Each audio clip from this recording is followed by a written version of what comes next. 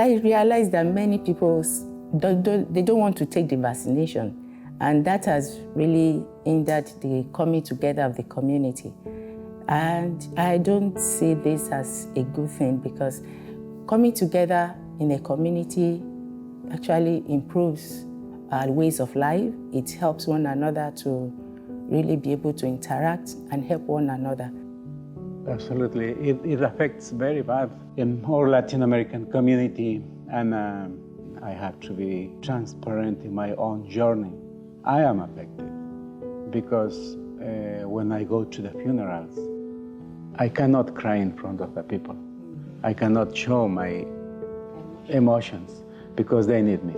But after a funeral, usually after a funeral, I go and cry like a child inside my car alone. And in this time of COVID, I discovered the presence of God very, very close in the pain of my sisters and brothers as a victims of COVID.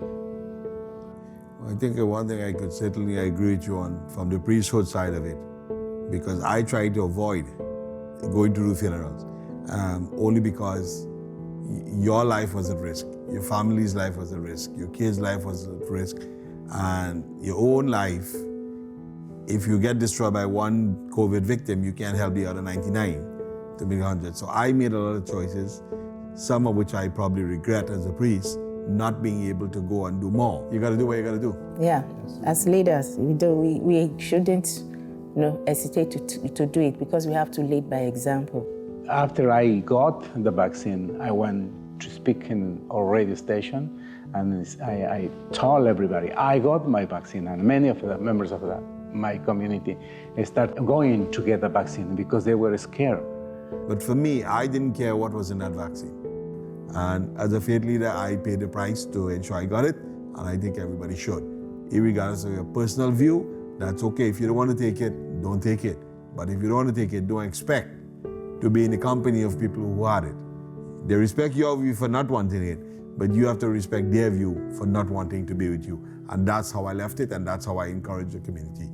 Respect for each other. That's fair enough, and that's the tension, one of the tensions that the COVID-19 has created among the community. I know families got separated.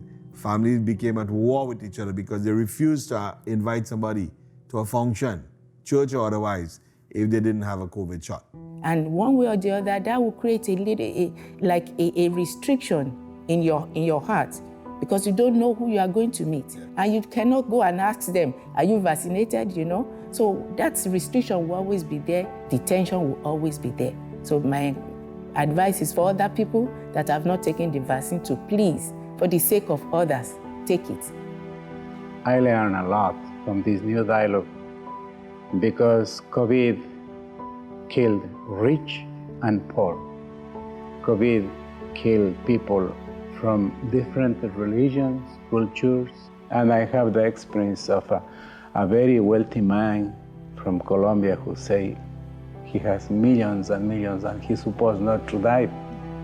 And his daughter say, I have everything, all the millions, but I don't have my father. He died. That's one thing I think all faiths, as you say, was a common thread. Everybody came to the table because everybody had to agree. I am suffering just as you, just as you, just as you. We're all suffering the same cause. The lesson, equality. We are all equal. There is no one different from the other. Whether you are rich or not, just to know that we are all the same. That's the lesson I've learned from. Yep. And if COVID, it's inviting us to open a dialogue with passion, with wisdom, with solidarity, and one component we need in the world, which is the love. I think so with that love, we start building in our diversity. That will be the best medicine in the world.